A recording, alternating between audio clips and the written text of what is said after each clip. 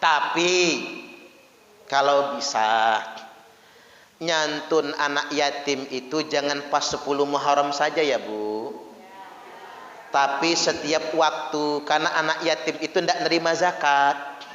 Apa sebabnya anak yatim tidak nerima zakat? Tidak boleh.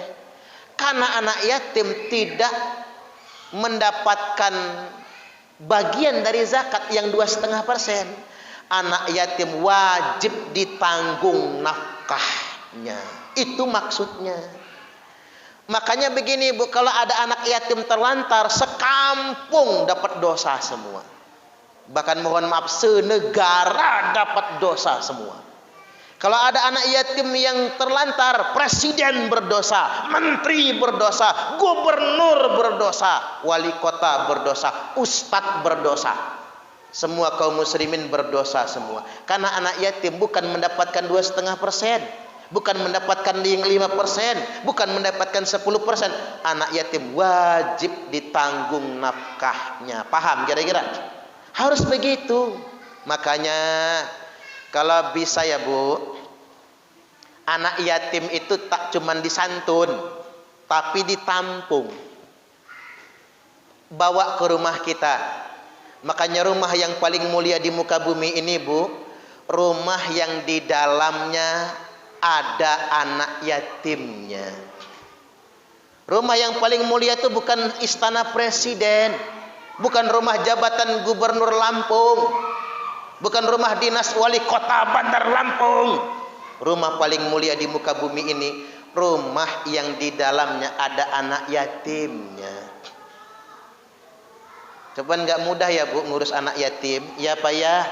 Kadang-kadang mohon maaf, istri ikhlas ngurus anak yatim, suami belum tentu. Suami malah ngeluh gara-gara nambah ngurus anak yatim, uang belanja nambah, pengeluaran bertambah.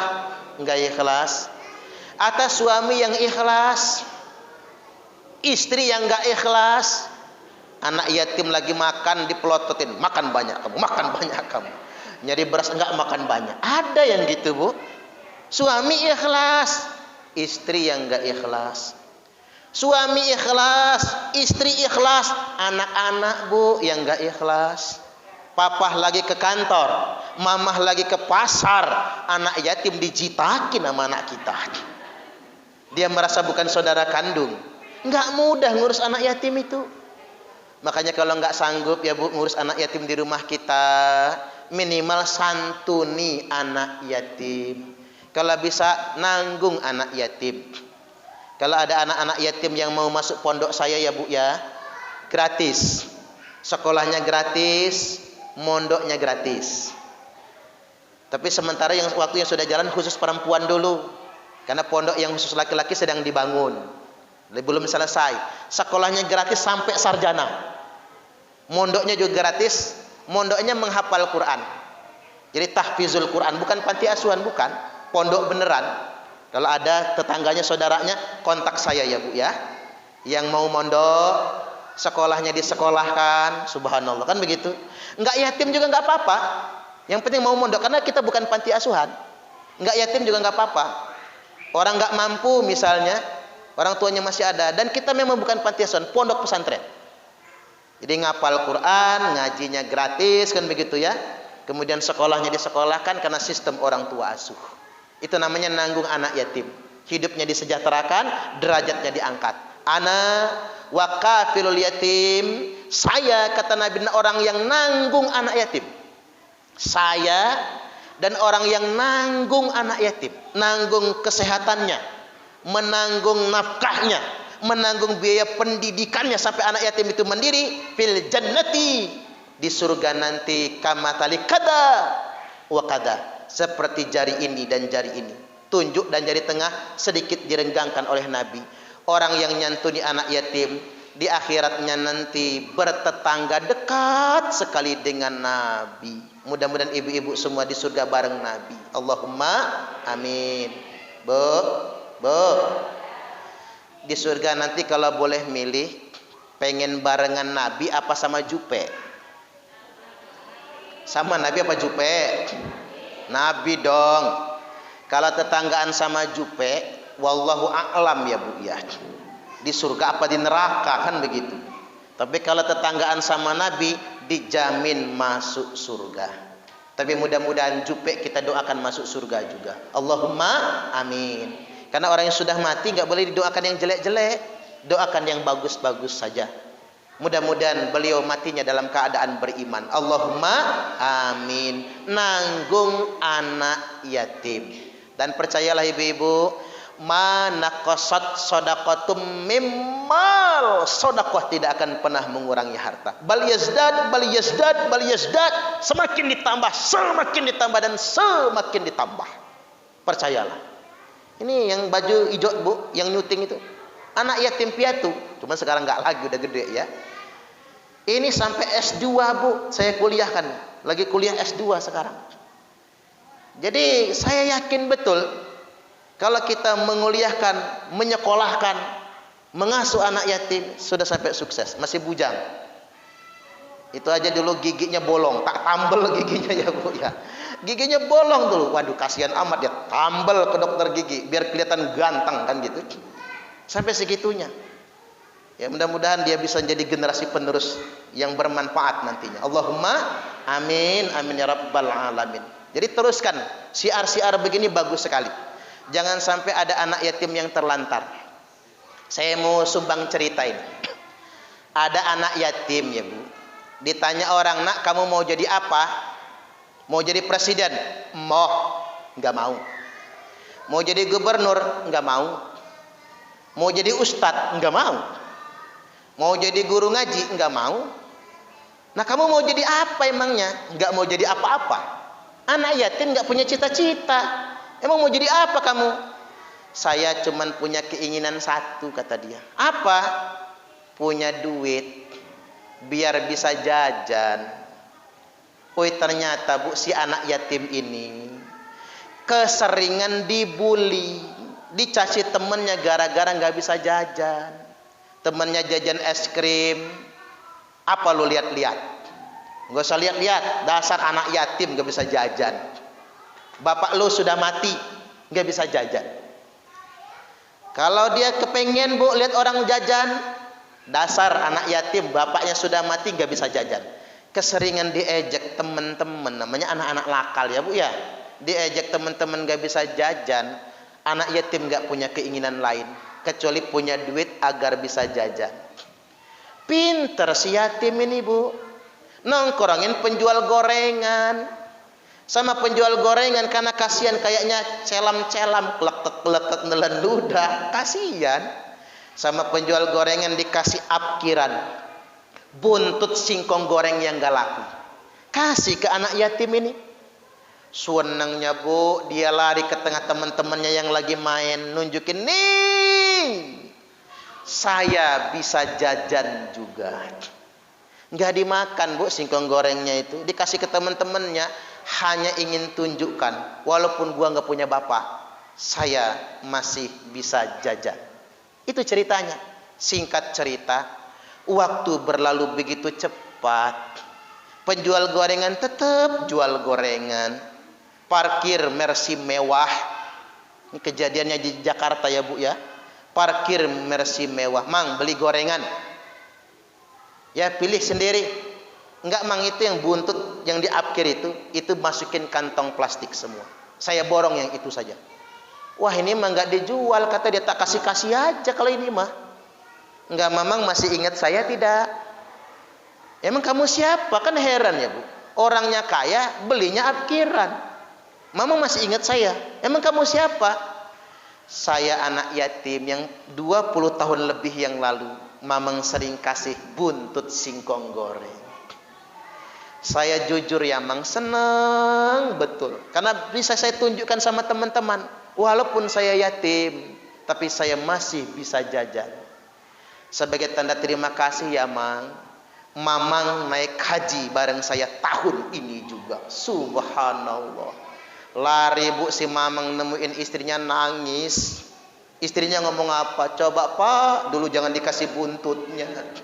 Malu kita kalau kayak gini. Ya nggak tahulah kata suaminya. Saya pikir dapat buntut saja jadilah. hanya gara-gara buntut singkong goreng ya Bu, dia bisa naik haji. Masalahnya bukan buntut singkong gorengnya, masalah paling prinsip menyenangkan hati anak yatim. Bukan nilai besarnya, bukan banyaknya, tapi menyenangkan anak yatimnya. Itu yang terpenting bagi kita. Hari ini kita sudah menyenangkan anak-anak yatim. Mudah-mudahan derajat dunia kita diangkat, akhirat kita juga diangkat oleh Allah Subhanahu wa taala. Allahumma amin, amin ya rabbal alamin. Udah jam berapa itu Bu? Kan ceramah Covid nggak boleh lama-lama ya. Baik, yang berikutnya, sekali lagi kita lestarikan sedekah, kita gembirakan anak yatim. Mari kita bekerja sama ya Bu, bersama-sama, jangan sampai ada anak yatim yang terlantar. Karena tidak ada hari yang mulia kata Nabi kecuali hari di mana kita menggembirakan anak yatim. Makanya Nabi Bu, Asyura menggembirakan anak yatim. Idul Fitri nyantuni anak yatim. Karena seolah-olah begini, tidak ada lebaran, tidak ada Idul Fitri, tidak ada hari raya, tidak ada kegembiraan di mana kita tidak menggembirakan anak yatim. Baik, yang berikutnya, masalah ketiga, 3 hal saja yang hendak saya sampaikan. Yang hendak saya sampaikan pada kesempatan kali ini adalah zaman sudah tua. Kita sudah di tahun 1433 Hijriah. Masalah kiamat kapan datang ya Bu? Wallahu a'lam. Cuman Allah yang maha tahu. Betul nggak kira-kira? Tapi mudah-mudahan kiamat tidak terjadi di zaman kita. Hanya saja saya ingin sampaikan, Bu, perasaan anak-anak berisik amat itu ya. Coba ada yang menenangkan anak-anak itu. Kayak suara tawon perasaan saya. Enggak apa-apa, namanya anak-anak itu. Baik, zaman sudah tua. Apa ciri zaman sudah tua? 1, idat tukhidal pai'u dualan. Apabila pajak sudah dianggap kekayaan pribadi. Tak ulang ya. Apabila pajak sudah dianggap kekayaan pribadi. Kan pai itu ada yang mengatakan rampasan perang. Cuman zaman sekarang enggak ada lagi itu. Yang ada pai itu adalah sejenis jizyah, pajak. Pajak dipungut dari rakyat, tapi untuk kekayaan pribadi. Bayangin Bu, kita ini bayar pajak PKB, PBB, PPN, pajak restoran ya Bu ya. Termasuk pajak perusahaan untuk kekayaan alam Indonesia ini. Semestinya dengan APBN yang 2000 triliun itu sudah bisa menggratiskan pendidikan. Iya bayar. Ini masalahnya sekolah mahal sekarang Bu. Ini anak-anak yatim yang kita bina ya, di Gerakan Serbu ya Bu. Masuk SMK bayarannya 6 juta, 7 juta, ada yang 15 juta. Subhanallah. Alangkah mahalnya sekolah. Padahal APBN kita itu 20%-nya buat pendidikan. 20% dari 2000 triliun itu 400 triliun. Saya tanya Bu, 400 triliun itu berapa nolnya? Tahu nggak kira-kira? Waduh, nggak muat kalkulator, percayalah. 400 triliun itu. Nolnya itu 14. 1 triliun itu kan nolnya 12. Jadi kalau 400 tambah 2 nol lagi Bu, 14 nolnya.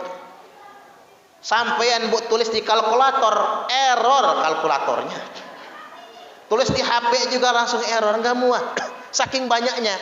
Mestinya ya Bu, sebenarnya dengan uang 400 triliun itu sekolah dari PAUD sampai SMA minimal gratis semua itu. Mestinya. Tapi nunggu saya jadi presiden kayaknya ya Bu ya. Kayak saya jadi presiden, Bu Mufidah tak jadi menteri lah ya. Menteri Pemberdayaan Perempuan, Pak Marsono Menteri Pendidikan ya. Kira-kira hancur gak negara saya itu kira-kira? Balik lagi ibu-ibu, mestinya, tapi ngapa nggak bisa? Karena pajak yang kita bayar banyak dimanipulasi, banyak digunakan untuk memperkaya diri sendiri. Yang kedua, wal amanatu magnaman. Ketika jabatan dijadikan untuk sumber kekayaan.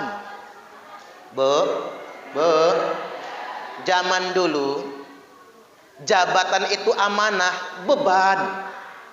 Makanya Umar bin Khattab ada yang datang mau ngobrol konsultasi, kata Umar, kamu datang untuk kepentingan umat atau ke pribadi saya saja?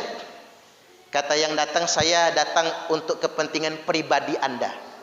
Matiin lampu, gelap-gelapan.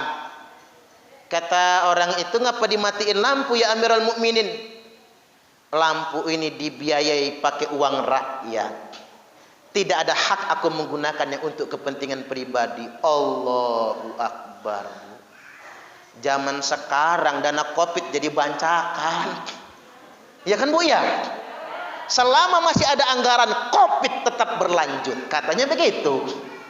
Dana Covid jadi bancakan. Uang rakyat jadi keroyokan. Idal amanatu magnaman. Orang menjadikan jabatan sebagai sumber untuk mengumpulkan kekayaan. Bu. Kalau suami ibu jadi pejabat, ingat pesan Pak Parman. Pak, jangan korupsi ya Pak. Kadang-kadang begini Bu, laki nggak pengen korupsi, bini yang ngomporin. Laki mah jujur, tanda tangan jujur, nggak pakai selap-selip, nggak ada yang di bawah meja, jujur. Tapi begitu suami pulang ngantor, Pak, ngapa? Tetangga udah beli mobil, nah papa pejabat goblok. Masa pejabat tapi nggak beli mobil bagus, mobil butut macam begini? Iyalah mah, papa kan pejabat amanah. Jangan ngambil hak orang lain. Ya udah pokoknya mama minta beliin emas 100 gram. Teman-teman itu gelangnya udah kayak kerincingan, ketimpringan, kuncering. Jarinya 5 jadi penuh cincin, kalungnya segede rantai anjing. Karena suami nggak beliin mah, dari duit dari mana? Istri langsung masuk kamar, banting pintu, kunci kamar dari dalam. Papa jangan tidur sama mamah malam ini. Subhanallah. Sehari 2 hari kuat Bu. Sebulan 2 bulan masih bertahan. Setahun 2 tahun goyah juga. Nggak enak diambekin istri. Akhirnya suami belajar korupsi. Makanya boleh jadi orang korupsi bukan suaminya saja yang salah, tapi juga faktor istrinya. Nggak mudah jadi orang yang amanah itu. Yang ketiga, wa zakatu maghraman. Ciri zaman sudah tua, zakat sudah dianggap kerugian. Orang-orang bayar zakat rasanya rugi Bu. Punya uang 100 juta, zakatnya berapa? Ayo matematikaan kita. Kalau 100 juta zakatnya berapa? 2,5 juta. Ya ibu-ibu berhitung coba. Kita punya uang 100 juta. Potong 2,5 juta, tinggal berapa? 97,5. Kayaknya sayang amat ya. Enggak bulat lagi duitnya ya Bu ya. Nah kita nganggapnya rugi kan? Waduh, enggak bulat lagi nih kalau dizakati 2,5 juta. Padahal jangan begitu Bu. Mana qasad shadaqatum mimmal, sedekah tidak akan pernah mengurangi harta. Zakat tidak akan pernah mengurangi harta. Bal yazdad, malah semakin ditambah dan semakin ditambah. Percaya nggak Bu? Percaya tidak? Kalau pakai matematika manusia Bu, kita rugi terus. Contoh, ibu-ibu punya tabungan 1 miliar. Banyak nggak Bu? Megangnya aja belum pernah duit segitu ya Bu. Boro-boro punya, ngeliat aja belum pernah. 1 miliar ya Bu umpama. Itu kalau kita bakhil dikit Bu uang segitu. Percayalah dikit. Ibu-ibu mulai berhitung kan. Sebulan belanja 10 juta sama cicilan. Setahun berapa Bu? 120 juta. 8 tahun selesai, habis uang 1 miliar. Akhirnya kita mikir, waduh harus diirit-irit nih, diempet-empet, diirit-irit. Agar apa? Agar nggak cepat habis. Itu matematika kita. Kita ini miskin sebetulnya. Tapi beda dengan Allah, Bu. Allahul Ghani, Allah Maha Kaya. Uang 100 juta kalau ibu-ibu sedekahkan, berkahnya nambah, rezekinya juga nambah nantinya. Uang 1 miliar kalau ibu sedekahkan, jangan-jangan bisa jadi 100 miliar. Kalau rajin dibayar zakatnya, rajin bersedekahnya, karena kita sedang bisnis dengan Allah. Betul tidak kira-kira? Ya, kalau cuma ngitung harta mah nggak ada puasnya, Bu, nggak ada cukupnya. Apa iya kalau orang duitnya banyak pasti bahagia? Belum tentu. Kemarin bulan lalu, Bu, ada artis suami istri kaya raya tertangkap pakai narkoba. Tahu beritanya kan? Ya nggak usah disebut namanya, tapi nanti jadi gosip kitanya. Kayanya, duitnya nggak berseri, alangkah kayanya mereka. Beli tas bisa miliaran ya, Bu ya. Rumahnya mewah, pembantunya puluhan. Begitu ditanya Pak polisi, mengapa Anda berdua pakai narkoba? Iya, kami pakai narkoba karena kami nggak bahagia. Subhanallah. Utang nggak punya, duit banyak, tapi nggak bahagia. Karena begitu, Bu, rumusnya. Laisal ghina an kasratil arad. Kaya itu bukan karena banyak perhiasan. Walakinnal ghinan nafsi. Tapi kaya yang sebenarnya kaya jiwa kalian semua. Kaya itu di sini. Maka kayakan diri kita. Yang namanya rezeki itu sudah bagian ya, Bu. Setuju nggak kira-kira? Sudah bagian masing-masing rezeki itu. Jangan iri sama punya orang. Makanya kalau kata Dr. Aisyah Dahlan, laki-laki itu panjangannya lurus ke depan, jauh.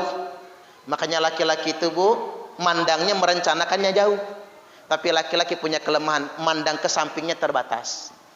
Tapi kalau perempuan pandangan ke jauhnya terbatas, makanya ibu-ibu diajak ngebut takut kan? Tapi mandang ke sampingnya lebar. Makanya ibu-ibu tahu betul kalau teman pengajiannya udah ganti cincin, nambah gelang ya, Bu ya. Mulai panas, tahu banget, nggak usah pakai noleh, klik, tinggal ngelirik dikit, kayaknya cincinnya nambah nih, kayaknya gelangnya nambah, tahu betul. Bahkan ibu-ibu tahu ini kira-kira sekian gram nih, tahu betul. Tapi itulah bagian hidup di dunia, kita nggak boleh iri. Kalau kita iri, kita yang susah. Tetangga beli kulkas panas, tetangga ganti motor gemeter, tetangga ganti mobil menggigil, tetangga beli carat mencret. Susah hidup kita kalau gitu modelnya. Syukur yang punya kita, betul nggak kira-kira? Kaya itu di sini. Jangan ngeliat punya orang. Orang sudah punya bagiannya masing-masing. Makanya kalau kita ingin dikayakan oleh Allah, banyak sedekah, zakat kewajiban kita bayar. Kemudian yang berikutnya, wa tu'alli mali ghairiddin. Ciri zaman sudah tua, banyak orang menimba ilmu, banyak orang yang belajar, tapi tujuannya bukan untuk kepentingan yang dibenarkan agama. Orang belajar ilmu kedokteran, apa tujuannya? Biar kaya. Kalau buka praktek kedokteran, banyak yang sakit, diobatin bayarnya mahal, saya kaya.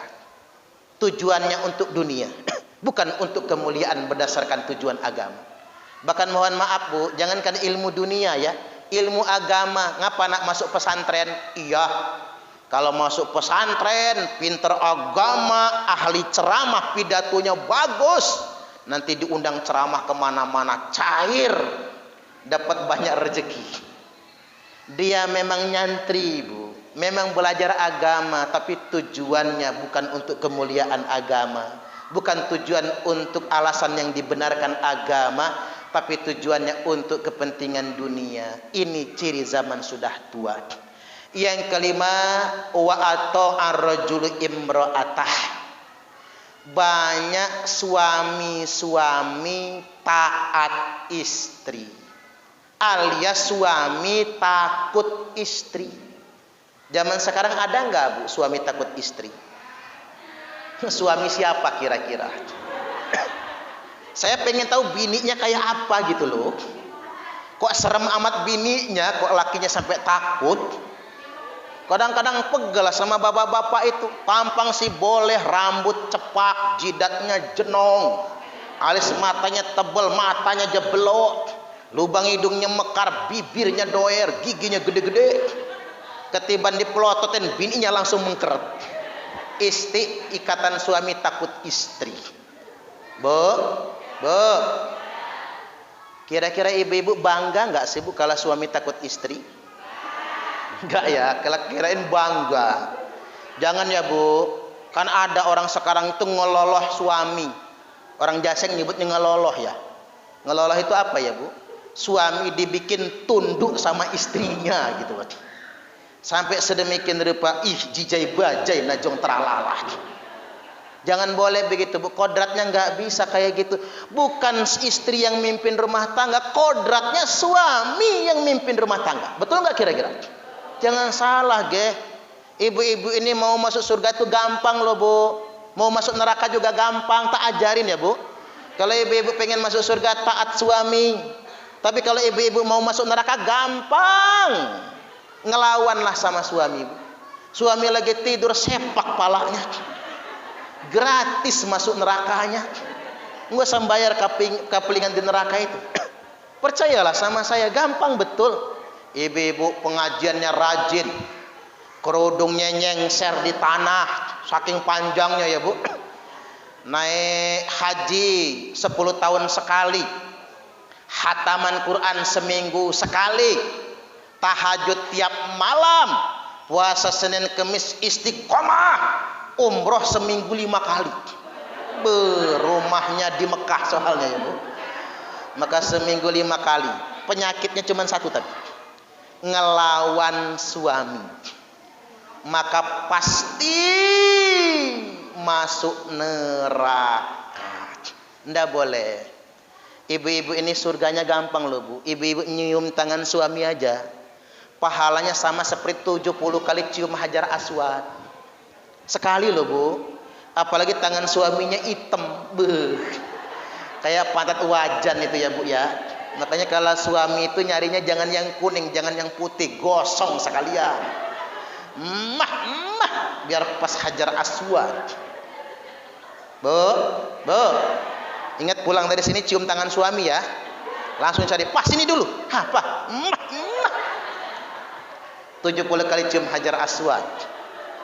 Ibu-ibu nyuci tangan suami, nyuci baju suami. Ibu-ibu dapat 1000 pahala, dicabut 2000 dosa. Makanya ibu-ibu habis bikin dosa nyuci baju aja, habis dosanya nanti ya bu. Ustadz, baju suami udah bersih semua, yang bersih cuci lagi nggak apa-apa. Atau begini bu, tanya suaminya, Pak, apa? Enggak, kolornya mana Pak? Ya gua pakai lama, lepas Pak.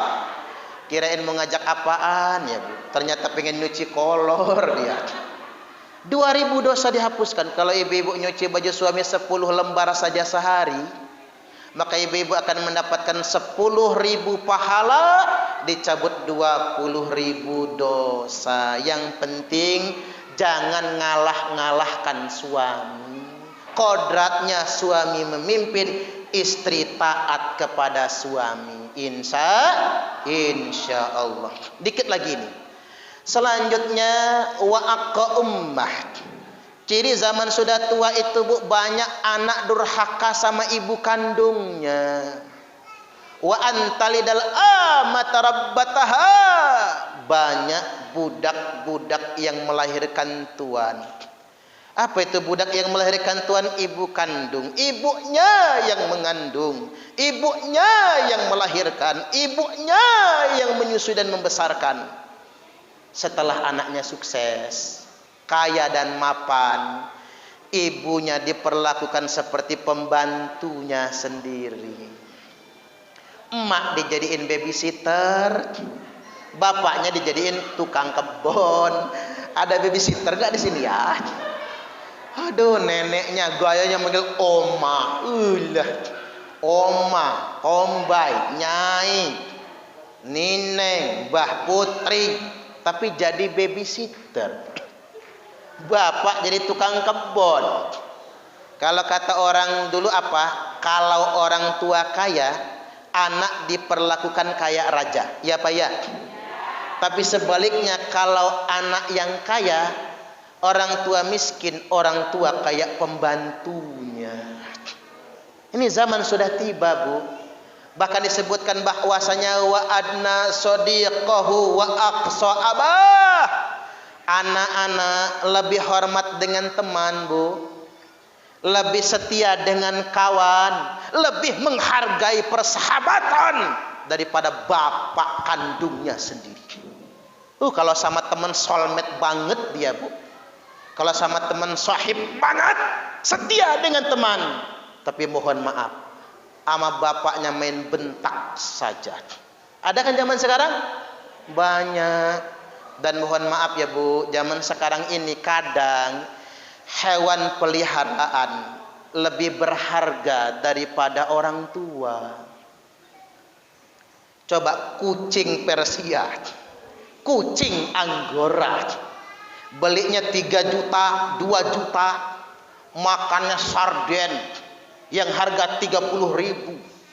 Kucingnya bersin-bersin, swing, langsung dibawa ke dokter spesialis hewan. Coba mamanya, nah, mama masuk angin, udah kerokin aja. Nanti juga sembuh dengan sendirinya. Allahu Akbar. Kadang-kadang mohon maaf Bu, orang tuanya pikun, nggak bisa ngapa-ngapain. Bandingin sama kambing.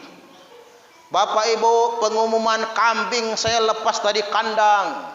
Barang siapa yang menemukannya silahkan diambil sendiri. Rame yang nyari kambing Bu.